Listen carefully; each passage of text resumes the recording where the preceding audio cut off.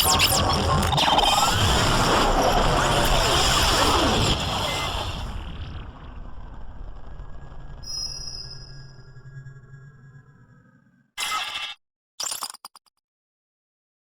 thank you so much. I guess the first thing I want to say is I'm a journalist, as you know. I'm not an archaeologist or a scholar, and so a lot of people kind of the first thing they want to know is why did you want to do this story? What is it about it that attracted you?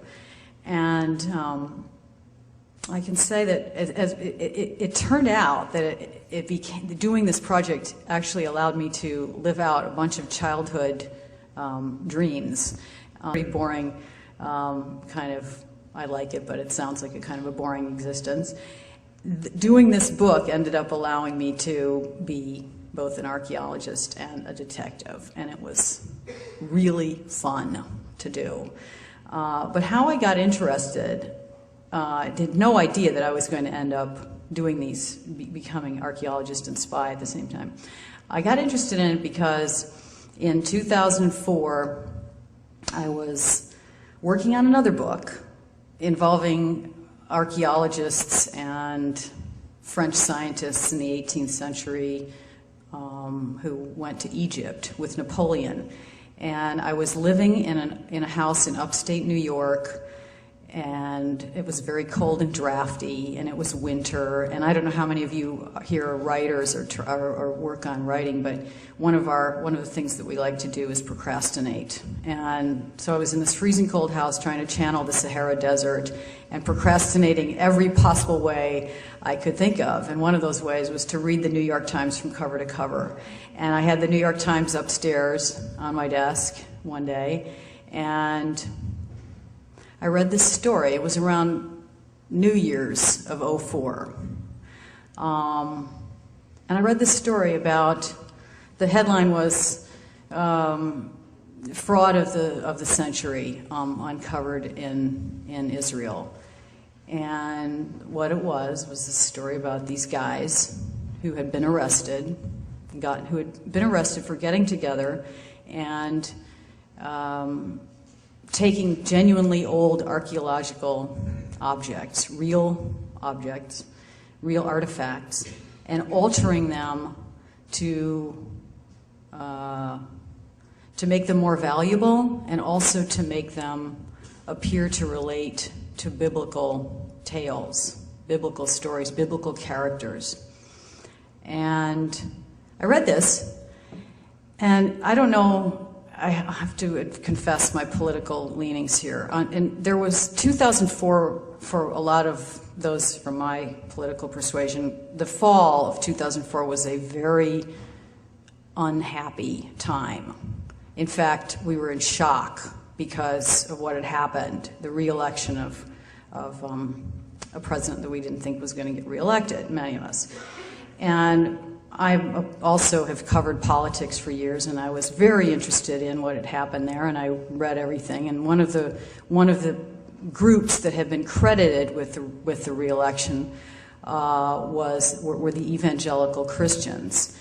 And so I was very interested. I've become, over the years anyway, more interested in people of faith, I guess after 9/11 in New York, and just, you know, the things that are happening in people of my generation in terms of belief.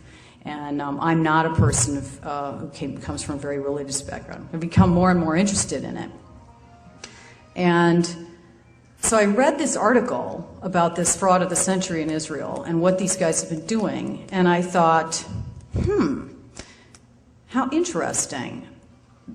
What kind of person would try to fool believers? Like what you know, what's going on there? What kind of a character would do this? And I have to admit that the original motive was to kind of amuse myself, I guess, by thinking about this, because I wasn't happy that the evangelical Christians had helped re-elect the president. Let me just move to, I have a very short slideshow here that I'm going to go through, and hopefully The book, when you'll see, unfortunately the book does not have any pictures in it, which the editor made a call that I think wasn't so great. But these are not the most exciting things to look at unless you're like Morag or Gill, who understand what these are. So I'll start with explaining what this thing is, because it's fundamental to the story, and then we can go from there. The crux of this crime lies in this box. The crux of the crime, the reason that it became that the activities of these forgers came to be known is because of this. What is this thing? Has anybody heard of the James Ossuary?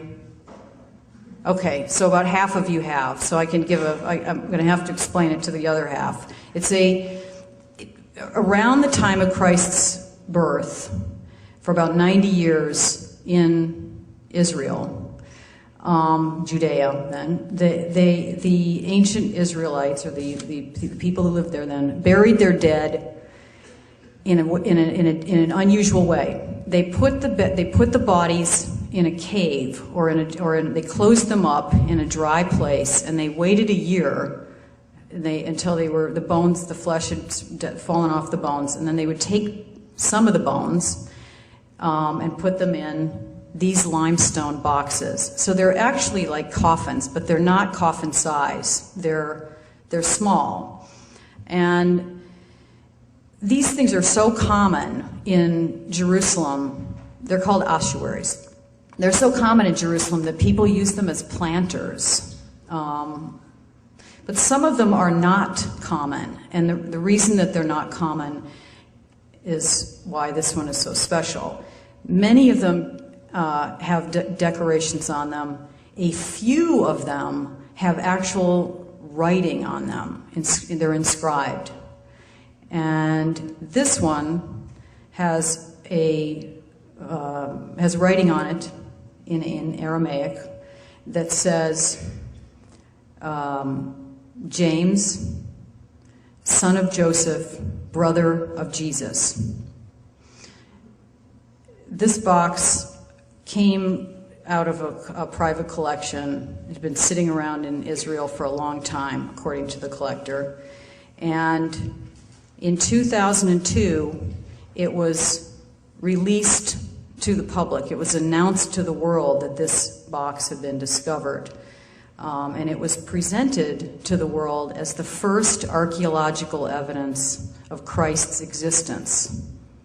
Big deal, right? This is a big deal. I mean, it was a big deal in the news. In 2002, the fall of 2002, it was on the cover of the New York Times. BBC covered it, CNN covered it, and it was brought into the public by a lawyer in Washington, D.C., who publishes a magazine called the Biblical Archaeology Review, which is a colorful, kind of popular magazine that goes out to a great number of amateur archaeologists in this country and amateur biblical archaeologists and people who believe in the Bible's literal truth and are interested in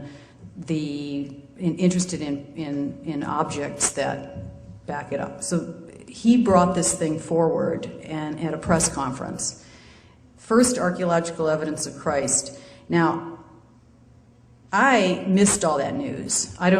Scholars in this room did not miss it. I know that there were people who were paying attention to it here, but I didn't hear anything about it.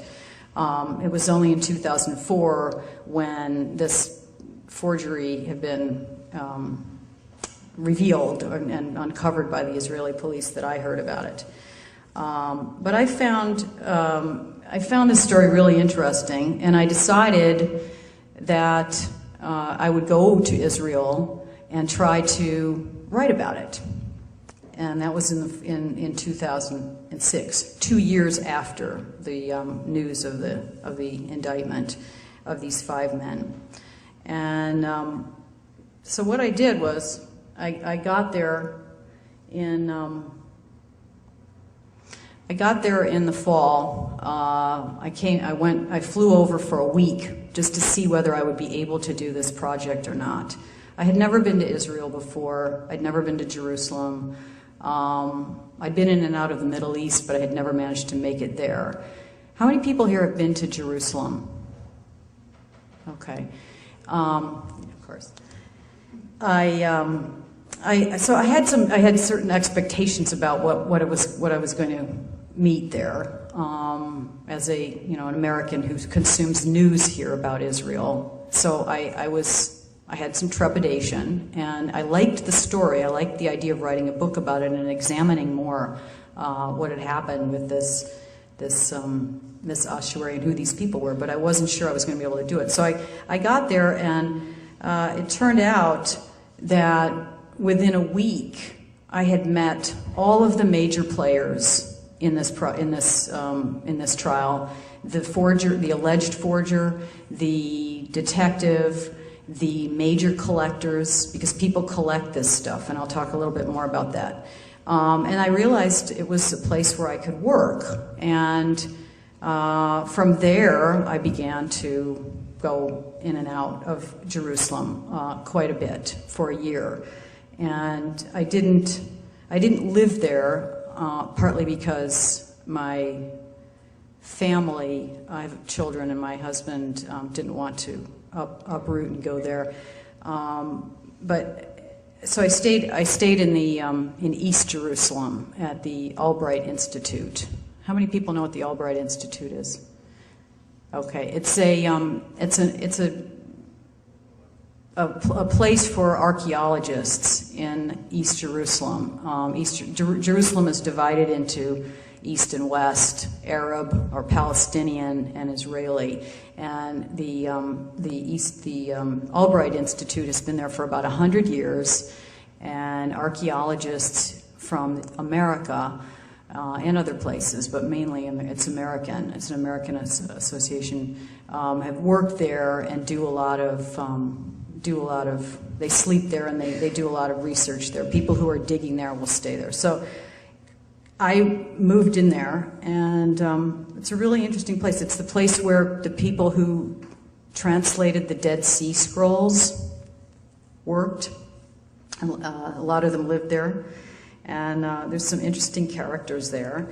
And one of the things about it is that because it's on the east side of Jerusalem, it's in the Arab side of Jerusalem, and so I would go to the old city from the front door of this institute. The old city being the part of Jerusalem that you see when you see pictures of the gold dome, and it's the ancient part of Jerusalem. And the reason I put this picture in is the Damascus Gate is kind of the Arab entrance to the east, to the old city, and I learned a lot in the first couple of weeks there, just from living on that side of Jerusalem, about Israel and about kind of the context for this story, because I was crossing back and forth the old, what they call the green line, the old dividing line between Israel and the Palestinian side of Jerusalem, and I just like to keep this picture in mind because it's a place where when you're an American, you're going in and out of Arab territory now, especially it was during the Iraq War. You have an idea of what you're going to find, and how you're going to be treated, I guess. And it was not that way at all. I was very welcomed, and in fact, I felt quite comfortable there. And what I learned right away is that Israel is a tiny, tiny country. It's the size of Vermont.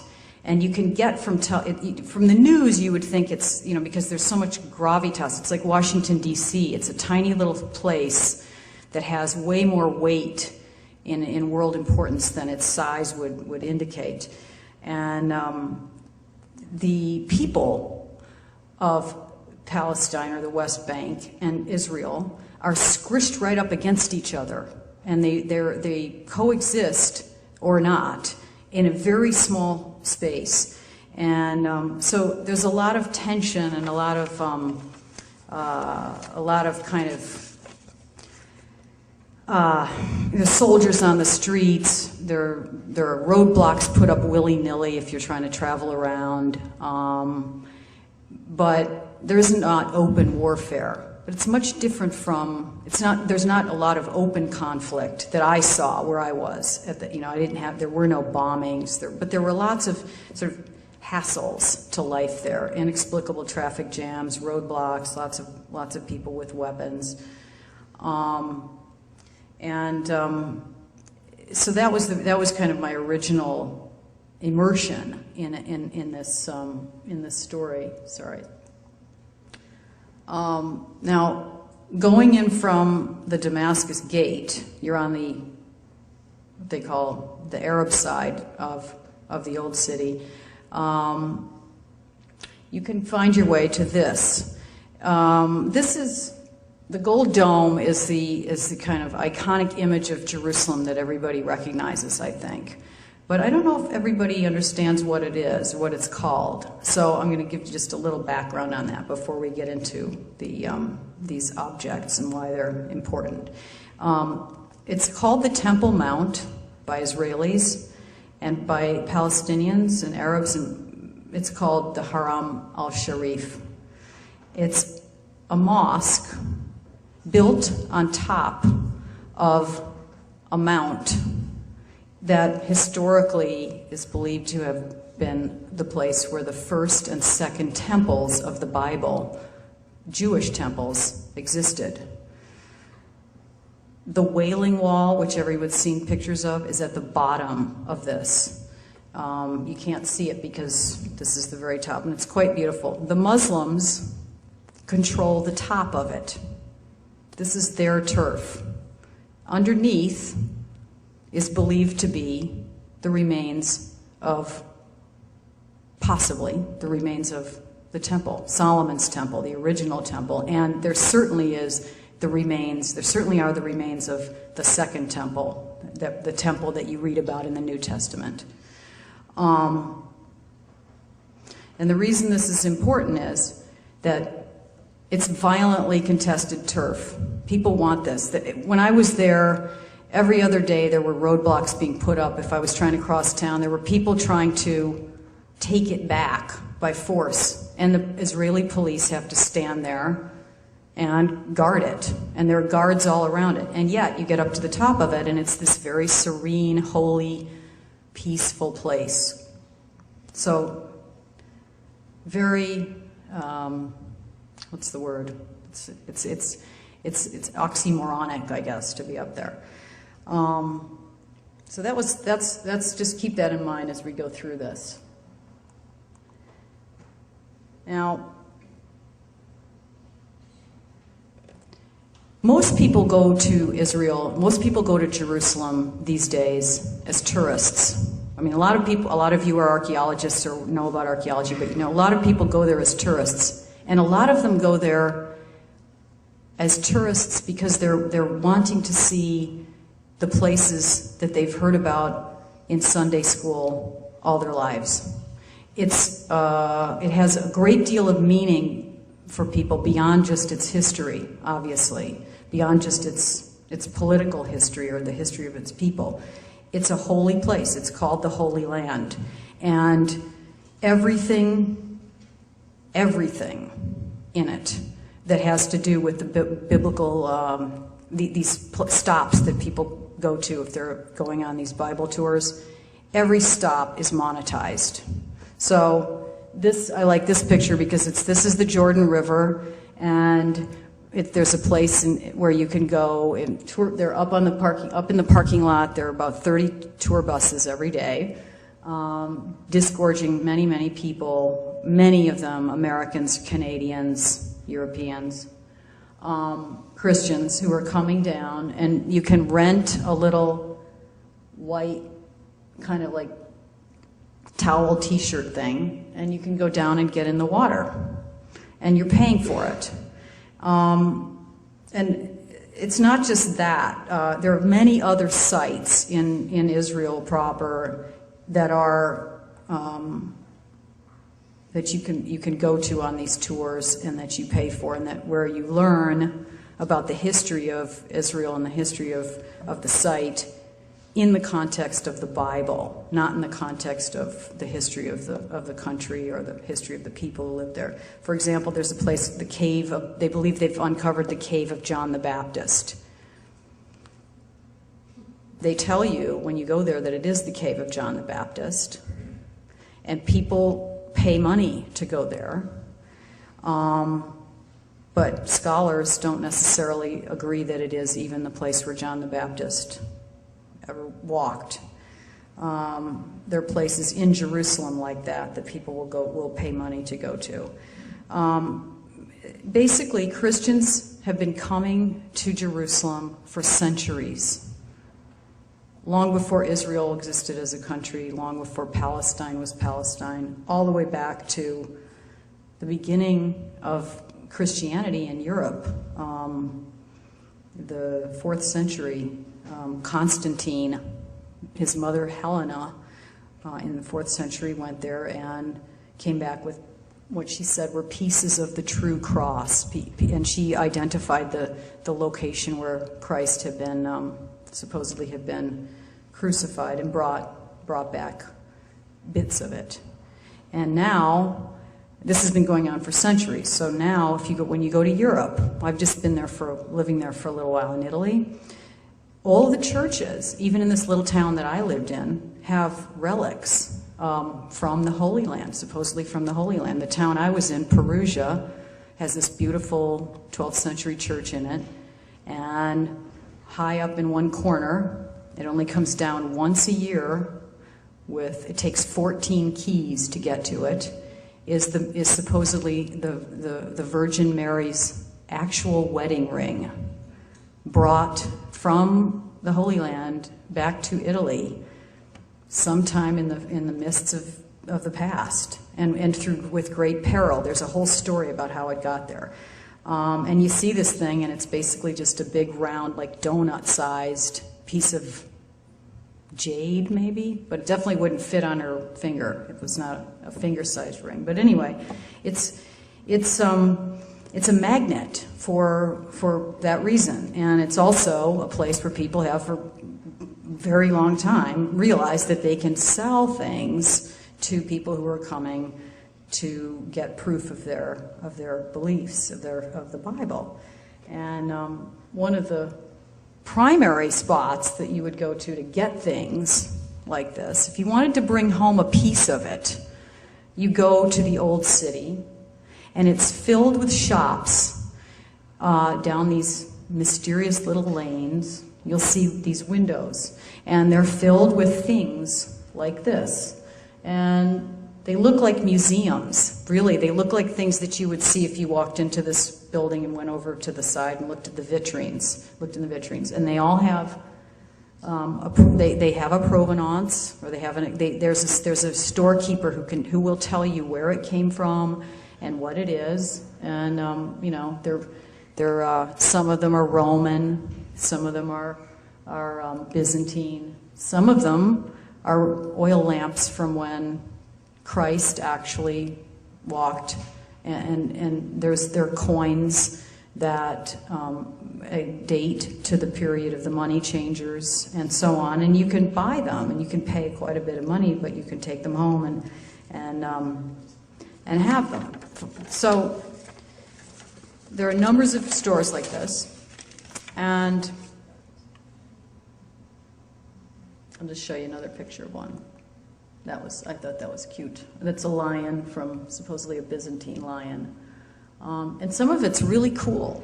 I wouldn't mind I'm not a collector, and there were things that I thought, I wouldn't mind having that in my house, but I didn't buy anything yet. And this is the reason why. Sorry, I'm not a photographer. This is my attempt at getting the whole thing into the frame. My husband's a photographer, and I borrowed his camera, his professional camera. So it's a good camera, but it's not. It's me. So, anyway, I was trying to get a picture. This is called the Rockefeller Museum, And it's in East Jerusalem also, and it has a connection to the Oriental Institute. In the 1920s, it was built with a grant from John D. Rockefeller at the suggestion of archaeologists from the Oriental Institute to house finds from the region. But it's like everything else in this country, in this very fought-over country.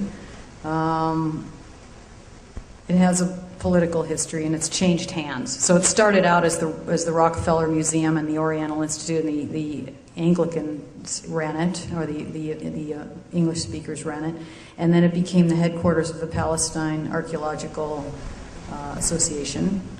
And then in 1967, the Israelis took that part of Jerusalem and actually used this they used the turret as a gunning area.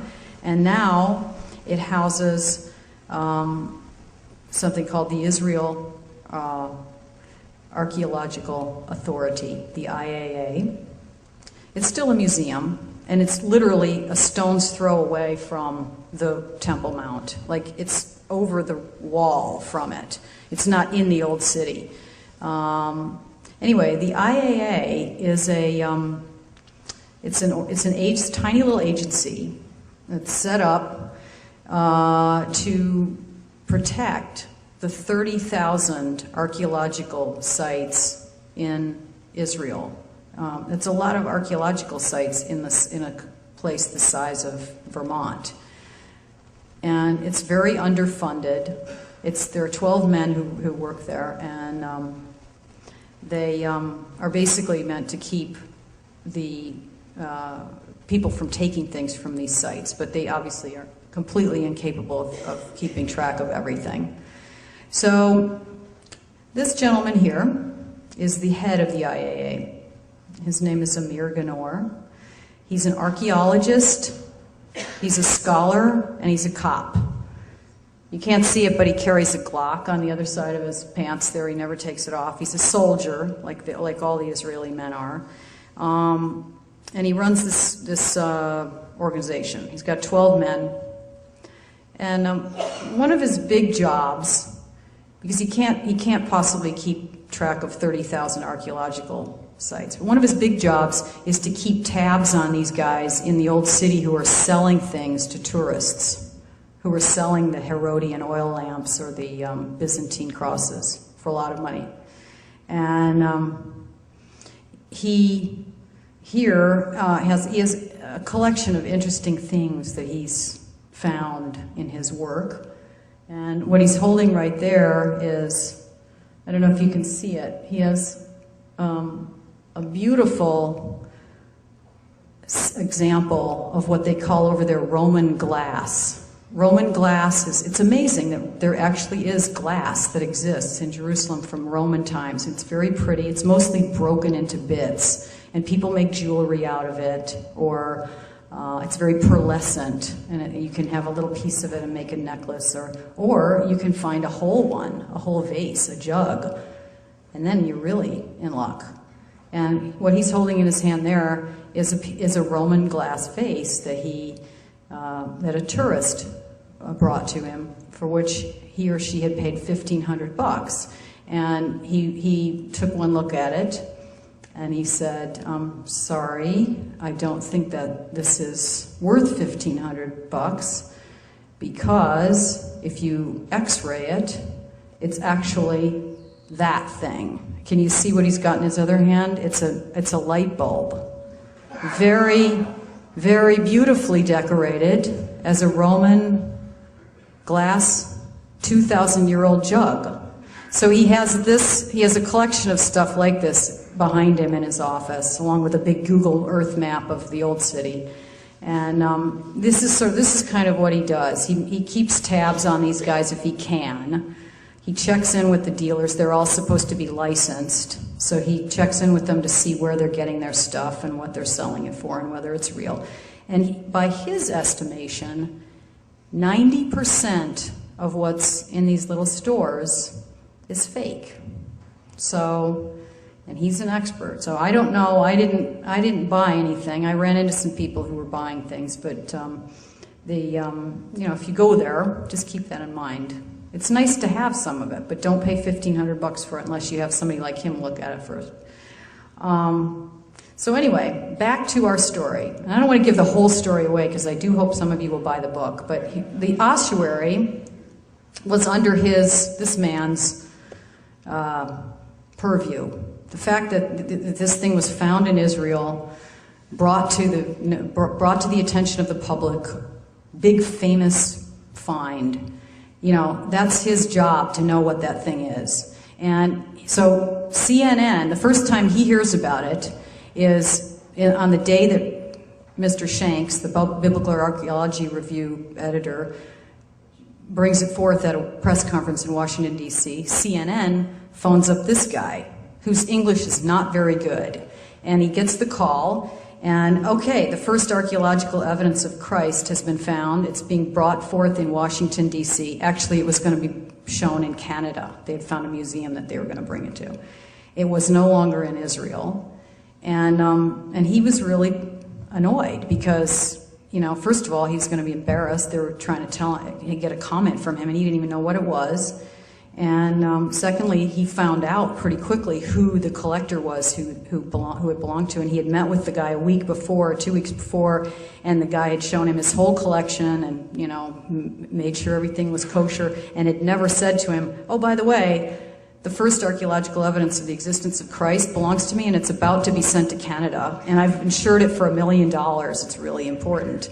So he was angry about that, and he started looking into it. Now this is around 2002, the fall of 2002.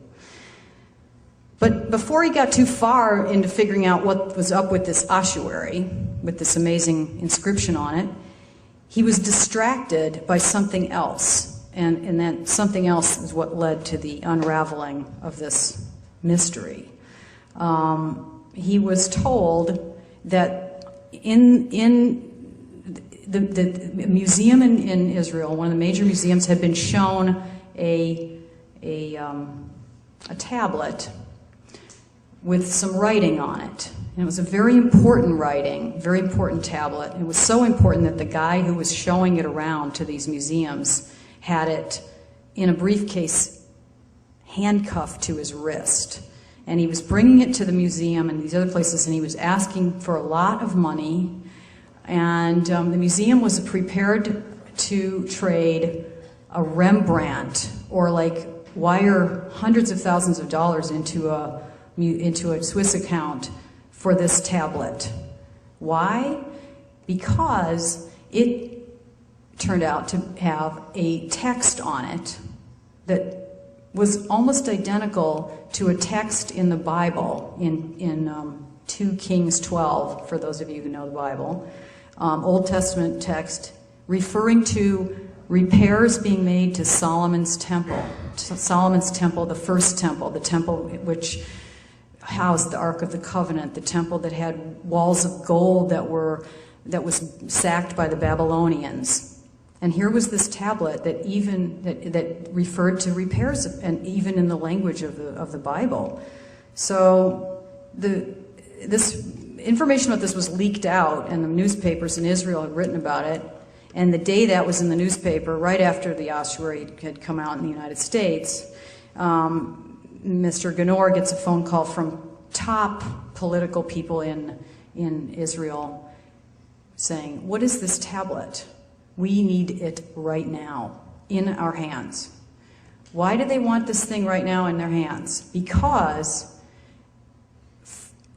it's an incendiary object, because it basically says, here we have a piece of rock from thousands of years ago that proves what we've always been saying all along, that underneath that mosque is that the ruins of this temple, the first temple, and Solomon's temple, which is a fundamental piece of a fundament of the Bible, the Old Testament, fundamental to the belief systems of Jews and Christians. And also fundamental to the notion that that mosque shouldn't be on top of it. And that, in fact, that piece of land called the Temple Mount or Haram al-Sharif should be called the Temple Mount. And whoever's on top of it, put with the mosque, should be out off that top of the mosque. And this is a big issue because in Israel, as I just told you, the soldiers are constantly protecting that place from people who want to take it back. And it's hotly contested turf. So Amir Ganor has to go out and find this tablet, and that's what he starts to do. Now, where does he go? One of the first places he goes, when he starts looking into this, he's got to go and meet the collectors. There's a small community of people in Jerusalem and Tel Aviv who know where all the really important things are in the unprovenanced world, biblical archaeology, not the archaeologists who are sitting in this room who know where all the important historical stuff is, but people who know where the stuff that's worth a lot of money and that's real is. This guy, his name is Shlomo Musayef, fascinating character. Biggest collector of biblical archaeology, biggest private collector of biblical archaeology in the world. He has 600,000 objects, and they're mostly in Switzerland because that's where you can put your stuff in these warehouses. But he also has an apartment in London, an apartment in Tel Aviv, filled with things. He's a wealthy jeweler, born in Arab Jerusalem, born before Israel existed. He's not a religious man, he told me. I interviewed him. Obviously, I wouldn't have this picture because I took that picture. And he's collected this stuff since he was a little kid on the streets of Jerusalem, in caves. He started collecting coins, and then he moved from coins to bigger stuff and bigger stuff and bigger stuff. And now he is known to write $1 million checks to people. They'll just come to his apartment with something, from Iraq or, Yemen or, anywhere that has to do with Jewish history. He's very interested in biblical history and proving not the Bible, not that God exists or that God gave, that the Ark of the Covenant was Solomon's temple, but that the history of the Jewish people in the Bible is real, and he's collected this stuff because he partly has that in mind. He also just has the collector mentality, and he likes to have more and more of these things in his collection. And I was in his apartment in Tel Aviv early on when I started working on this, and he showed me his stuff. He's got lions, supposedly lions that belong to the Queen of Sheba, millions of dollars worth of ancient coins, these things called seals and seal impressions, like wax seals, beautiful semi-precious stones that are seals with the names of Old Testament kings on them. And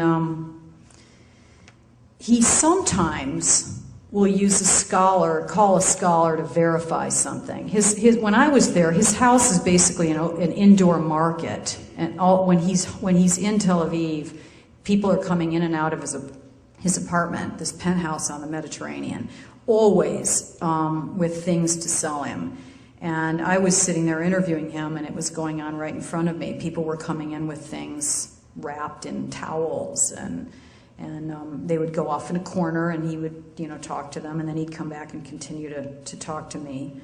And he just, he doesn't often need to use a scholar because he feels like he's been in the business for so long of collecting this stuff. He knows what it is, so he just buys it. And he's known to do that. He's known to write these gigantic checks, like $100,000 check. If he likes something, he'll just, on a gut feeling, he'll just pay for it.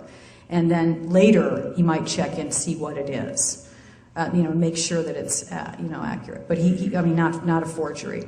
But he's basically an excellent mark for anybody who wanted to make fakes. So Ganor went to him, the detective, and Oh, I just put this in here because people are always saying to me, oh, you went to Israel and you were in Jerusalem and you went around and must have been so incredibly dangerous. And oh, weren't you in peril? And this is basically as perilous as it got. He's trying to like give me a big wet smacker on the way out, and I was pushing his head away. So this guy here is, his name is Oded Golan. He's another member of the collector class in Israel. Not as big a collector as Mosiah, but big collector. And he happens to be the guy who owned the ossuary, the James Ossuary. He's an interesting character also. All these guys are interesting characters. He's a collector. He's totally secular. He's got a lot of money from his family. And he's lived kind of an interesting life. I mean, he's trained as an industrial engineer, but he never really worked as an engineer. He's worked as a tour guide and traveled around the world a lot. And he collects ossuaries, and he collects other antiquities from the ground. They're plucked from the ground in this country where he was born. He's younger than Mosiah. He's one of the first generation. His parents were one of the first generation of emigres to then Palestine from Europe. They're like the Mayflower people, the or his grandparents. Sorry, they're Russians, and they came over and they lived in Palestine before it became Israel. And so he's an interesting guy. And the cops were basically, they went to his house to see what he knew about this ossuary, and they were quite suspicious of him because there were already scholars in the United States saying, I don't know if that ossuary is real or not. And they didn't trust him, and they felt also that he may know something about this. They had heard that he may know something about this mysterious and incredibly important tablet. So they were interviewing him for a long time, and they followed him around. And the way that he does his business is, it's dirty. It's not. They all buy stuff from people who are looting sites. It's not. These objects don't come out of the ground on their own. Somebody's out there taking it, and they pay money for them. And so they followed him around, and finally, they noticed some weird things. They got warrants for his house, and they found these suspicious, I guess you could say, things, boxes of half-made figurines and plans for other inscriptions on paper, and they didn't trust. They didn't trust him, and they finally got the ossuary back from Canada, and they got the tablet out of his hands. He finally confessed that it was his. So they took these two objects to their warehouse. Well, actually, they took them back to their headquarters. And just a little digression here. This is the warehouse where they put the ossuary, and as you can see, you see how common they are. This is the downstairs of the building. It's just filled with them, just filled from across, on and on, endless numbers of ossuaries. Now, the archaeologists in this room understand this, but I just want to give you a little background on archaeology and the difference between archaeology and objects found by archaeologists and objects found by somebody like this collector. This here is a pot, a giant pot that maybe once held olive oil or something. And as you can see, it doesn't look very nice, right? It's basically just a bunch of pieces of crockery that somebody's managed to put together. But this is how they found it. This is how they find these things.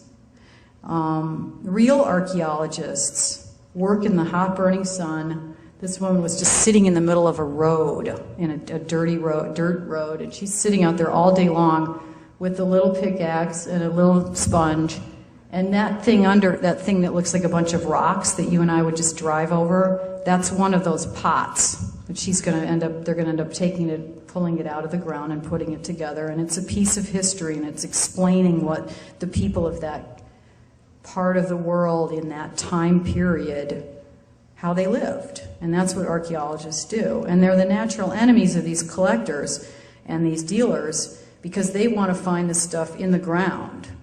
And most of the time, they're toiling in obscurity. There's some of them right here who are doing that. And they are, once in your lifetime, you find some amazing thing. I mean, it's not like Indiana Jones. It's not glamorous, but they're working really hard, and they don't like these dealers and collectors who pay a looter to come in the middle of the night and find like things that have not been broken, which you can still find there in tombs, and take them out and sell them for a lot of money. So what happened was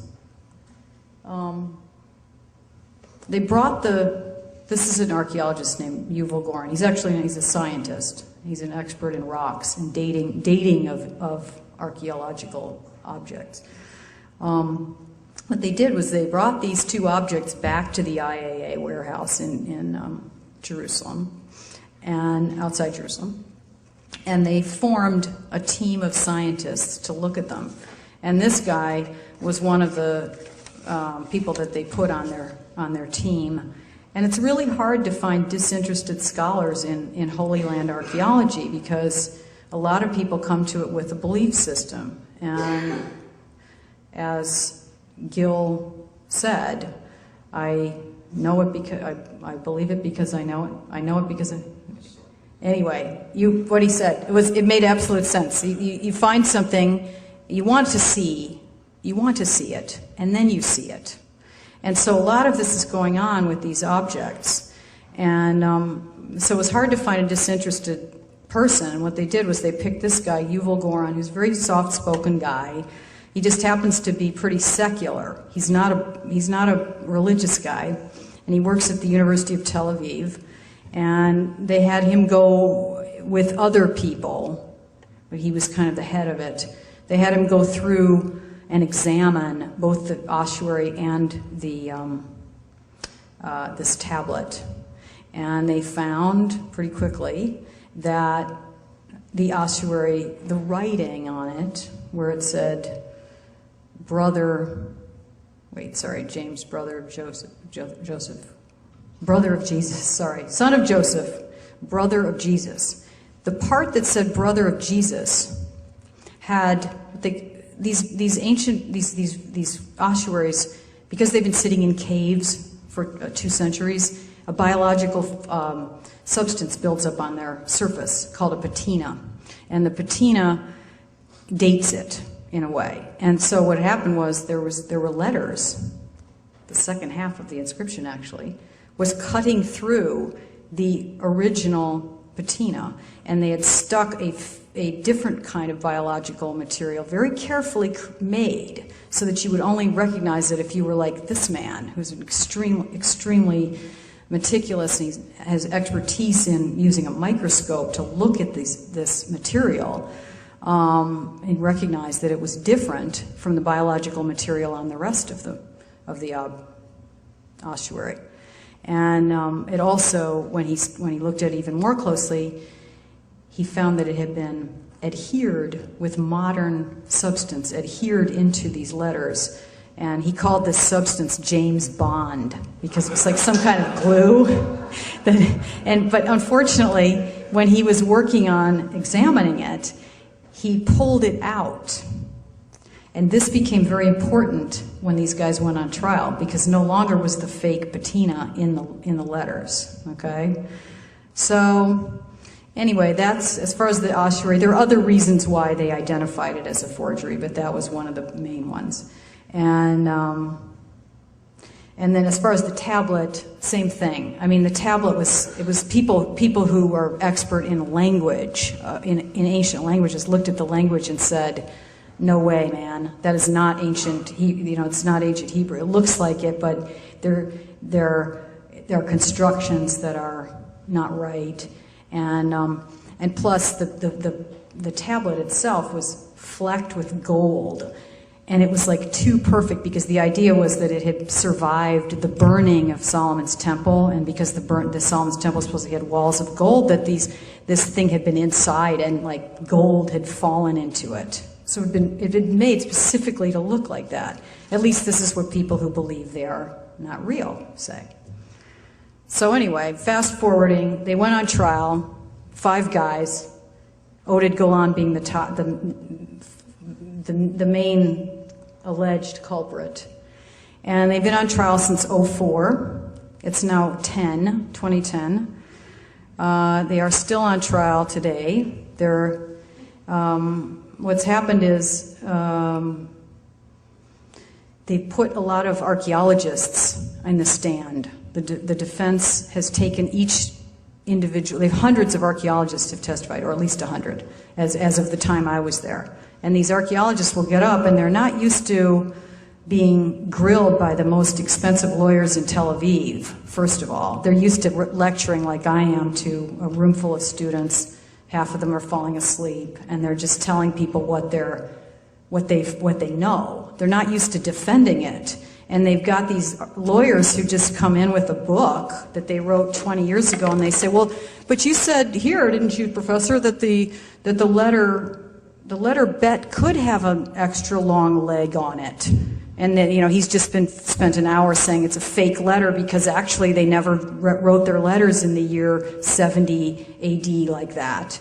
And they hold up his book, and he just collapses. So basically what they've done is they put biblical archaeology on trial in this little tiny courtroom in Jerusalem. Nobody's even paying attention to it. They've got really expensive lawyers. 3 of the guys have been already let off for statute of limitations reasons. I think one guy served time because he's the Palestinian, and he was like involved in the actual looting of the stuff, so they threw him in jail for a while, but he's out. And the 2 main guys are still there. Oded Golan, still there, probably going to get out. And the other guy is his dealer.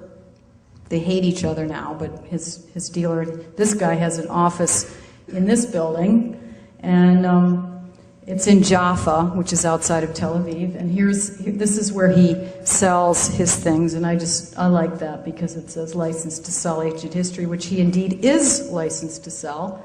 And I just leave you with this image because that's basically the front door of his shop.